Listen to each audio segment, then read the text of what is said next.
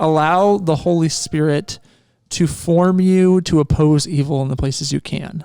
Like, dude, come on. I think that is actually a place you can find rest because there is an active invitation you have to joining with the Lord to bringing goodness, and evil is often the absence of that goodness. And so enact that goodness in the places you exist, whether that's in your friendships or in your church, in your workplace, in your local community. Like, oppose evil by being goodness. And I think that's like, Kenna's hyping me up. Like, yes, totally. But like, actually, I think that is a way to be formed by God in the midst of wondering why this is happening. I think that there's an invitation to like be a part of healing, and we can't do that in every way. Like, we can't stop earthquakes from happening, for example. We can't stop diseases from occurring.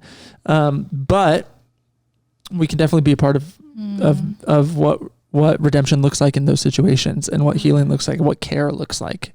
And so there's plenty of opportunity to care out there. Like, if there's anything that's out there in the world, it is an abundance of need. So there's plenty of opportunity to say, where can I do something and where can I care? And it doesn't have to, I mean, where I struggle in this is often thinking too big.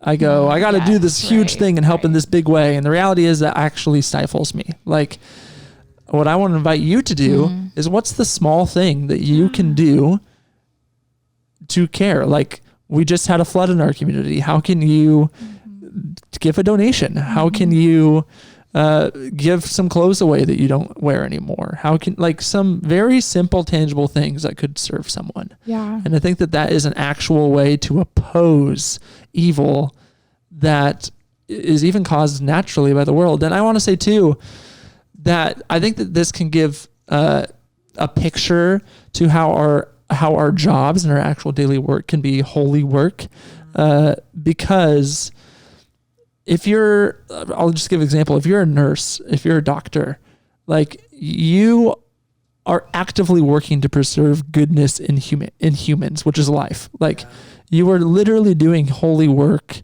by opposing evil, which is sickness and death. Like, and I think that it's important to put in context the things that we participate in our daily life, and not separate it from the Spirit, and not separate it from the work that God is doing, because that's God's work. Like if you're doing justice work, like if you're doing law work, that's God's work of opposing evil. Like, if you're a teacher, like, you're opposing evil every day by instilling goodness. God does not want people to be ignorant. Exactly. Or if you're working at Goodwill and you're there for all the people that just lost all their belongings in the flood.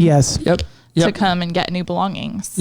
And so those are things that are just popping into my head of like, how can you, I mean, you do it all the time without even realizing, honestly, but how can you do it intentionally and listen to God's invitation into that space?